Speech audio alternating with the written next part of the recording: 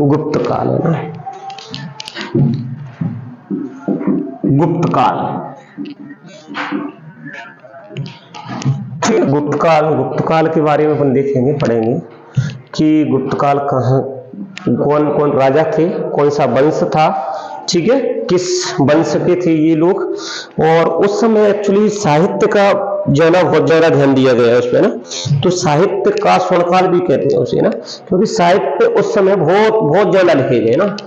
तो सबसे पहले गुप्त काल का क्या होगा, क्या लिखेंगे, स्रोत, ठीक है, इतिहास का स्रोत लिखेंगे ना, स्रोत मतलब कहां से मिला अपन ना, तो उसके क्या हो गए, देखो उसके अपन साहित्य देखें तो साहित्य होंगे बहुत सारे,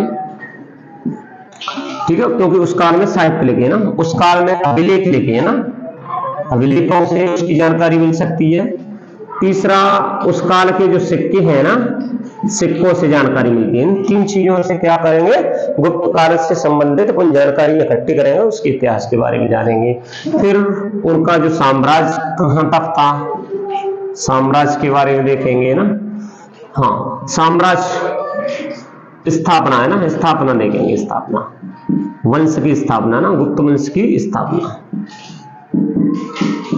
गुप्त वंश की स्थापना देखेंगे, ठीक है, स्थापना किसने की, कौन कौन से राजा रहे, ठीक है, कौन कौन से राजा रहे, साम्राज्य कहां तक था, साम्राज्य कहां तक था, उनकी नीतियां कैसी रही है ना, और उनकी नीतियां के बारे में, और राजनीतिक व्यवस्था के बारे में, राजनीतिक व्यवस्था ना, उनकी राजनीतिक व्यवस्था क्या रही। इस ये क्या मोबाइल देख नहीं गया, वो देना भी बेकार है, क्या पता कहां है, ऐसे लोग कहां पर क्या है वो कर रहे हो।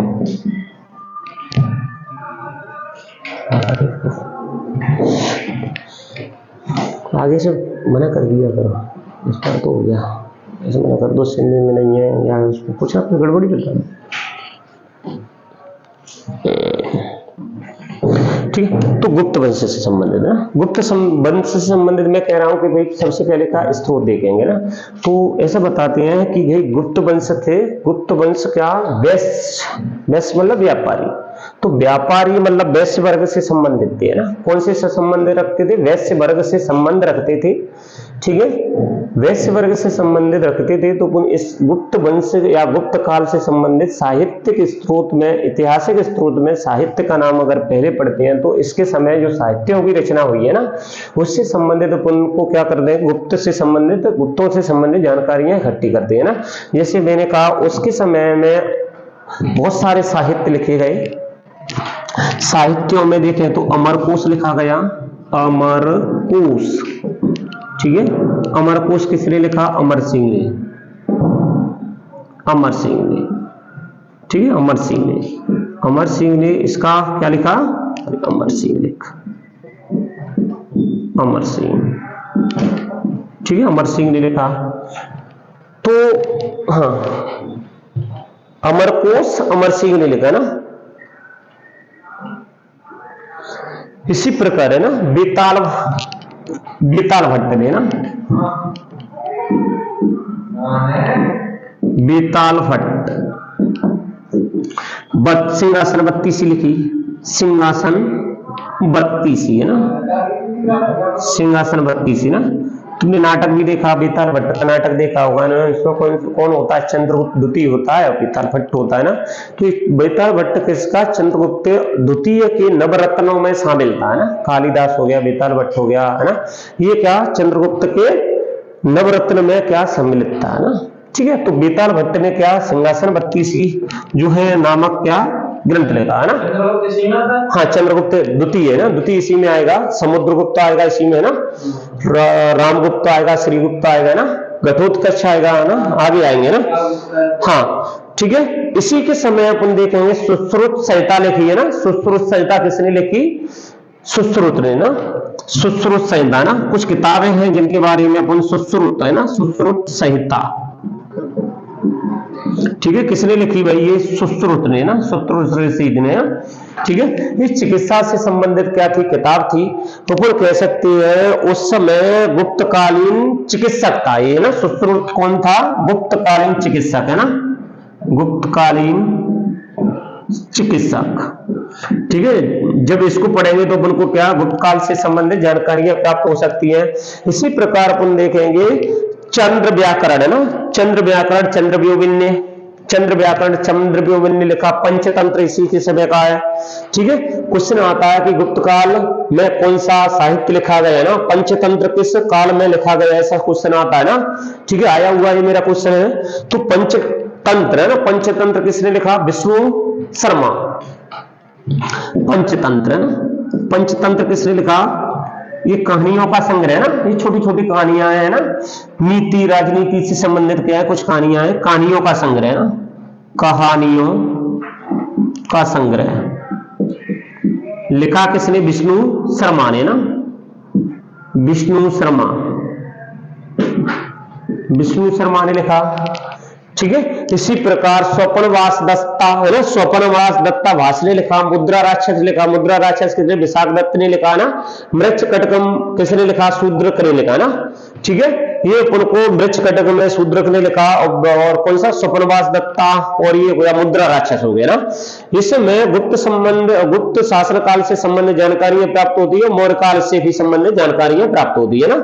ठीक है, इसके अलावा ना कालिदास हो गया, कालिदास किसने में, चंद्रगुप्त द्वितीय के समय कौन था, ये किसके नवरत्नों में शामिल था है ना। हाँ, कालिदास भी इसके नवरत्नों में शामिल था। तो कालिदास के जो महाकाव्य है ना, काव्य है, महाकाव्य है, उसके द्वारा लिखे गए है ना, कविता है, वो कहने ये क्या इसी में आ जाती है ना, गुप्त संबंधित जानकारियां अपन को दिलवाती है ना। ठीक है, जैसे मैं कहूं कालिदास को भारत का शेक्सपियर बोलते हैं ना, क्या बोलते हैं, कालिदास को भारत का शेक्सपियर है ना। ठीक है, तो इसने हाँ यही लिखे देता हूं, कालिदास की किताबें कहीं आ जाती हैं ना। ठीक है, कालिदास, ठीक है, कालिदास है, चंद्रगुप्त द्वितीय के नवरत्नों में शामिल था। ठीक है, इसके द्वारा है ना, इसकी जो कृतियां है ना,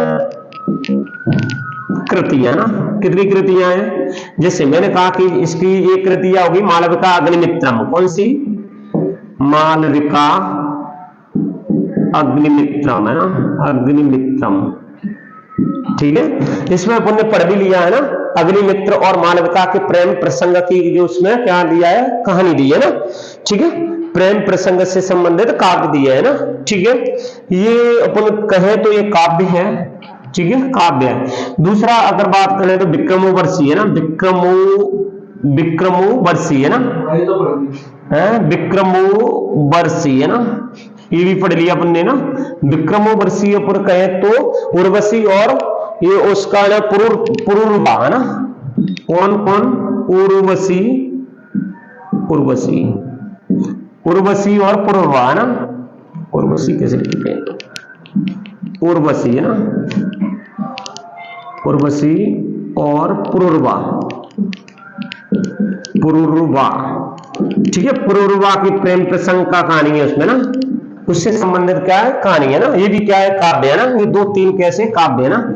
इसी प्रकार एक और देखें तो है ना, अभिज्ञान शकुंतलम महाकाव्य, अभिज्ञान शकुंतलम है ना, शकुंतलम ना, इसमें दिया है शकुंतला। और ठीक है, ये 3 क्या है, नाटक है ना, मालविका अग्निमित्रम, विक्रमोर्वशी, अभिज्ञान शकुंतलम, ये तीनों क्या है, नाटक है। समझ में आया, ये क्या है, नाटक है। आ जाते हैं क्वेश्चन है ना, डायरेक्ट आते हैं ये ना, कि भाई ये किसकी रचना है ना।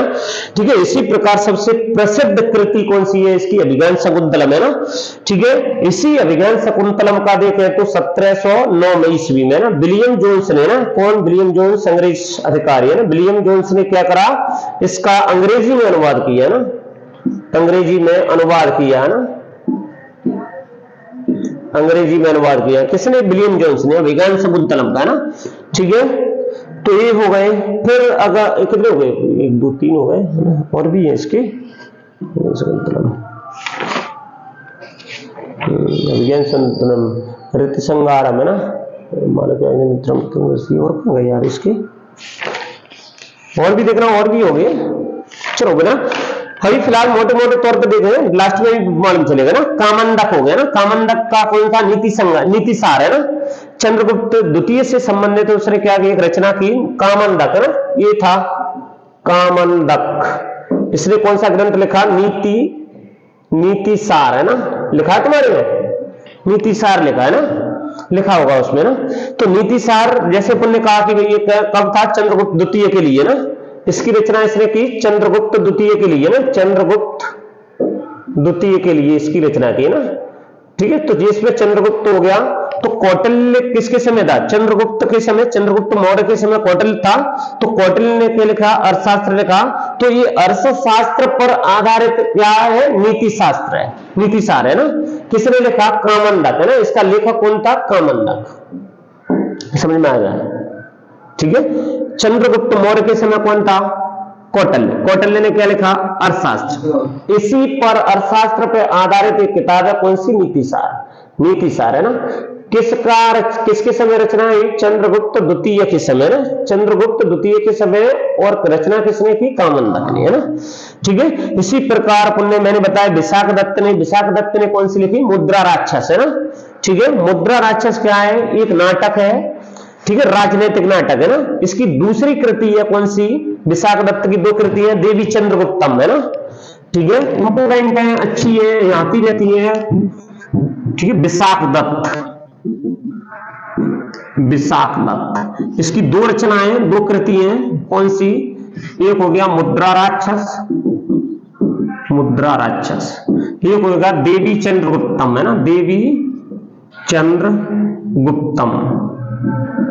ये जो कृति है ना, मुद्रा राक्षस, मैंने बताया कि मुद्रा राक्षस क्या है, राजनीतिक नाटक है।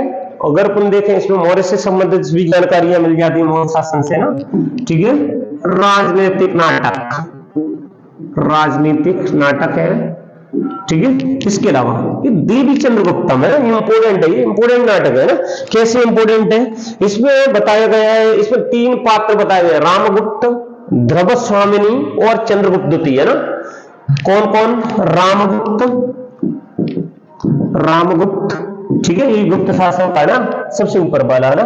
श्रीगुप्त के बाद कौन सा, सॉरी, समुद्रगुप्त के बाद है ना, समुद्रगुप्त के दो पुत्र होते हैं, रामगुप्त और चंद्रगुप्त द्वितीय है ना, ये तुम पढ़ेंगे, चंद्रगुप्त द्वितीय है ना, ये दो पुत्र होते हैं ना। ये तो देखो उसमें कुछ नहीं है ना, यहाँ पे याद होगा, समुद्रगुप्त के दो पुत्र होते हैं, चंद्रगुप्त द्वितीय और रामगुप्त है ना।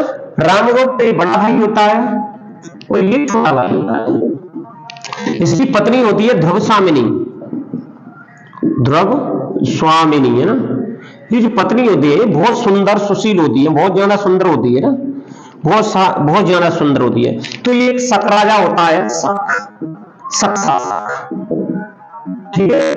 शक शासक क्या करता है, इस पर मोहित हो जाता है और ये क्या करता है, ये जब रामगुप्त कहां पर, यहाँ का राजा होता है, कहां का, पाटलिपुत्र का।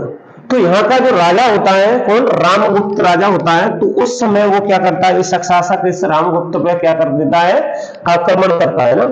तो आक्रमण करता है और या फिर कहता है, या तो मेरी अधीनस्था का स्वीकार करो, आक्रमण कर रहा हूं मैं, या फिर मुझे तुम क्या करो, अपनी पत्नी को दे दो, ठीक है। ये बहुत ज्यादा सुंदर होती है ना। तो ये इसका भाई है ना, ये आत्मसम्मान से भरपूर है ना, स्वाभिमानी भाई। इसने क्या किया, ध्रुवस्वामिनी का रूप धारण करके वो कहां चला गया, जब ये क्या करने वाला था, आक्रमण करने वाला था किस पर, रामगुप्त पे ना।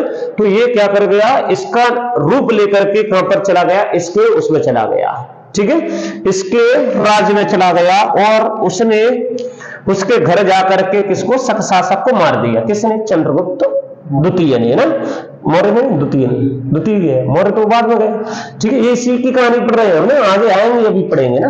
तो ये क्या करता है, इसके घर जाता है और रात को इसको मार देता है ना, मार देता है। जब राजा ही मर गया तो क्या वो शकों पर क्या कर लिया उसने, मतलब वो कह सकते हैं उस पर अधिकार कर लिया ना, अधिकार कर लिया। दूसरा, उसने इस रामगुप्त को भी उड़ा दिया।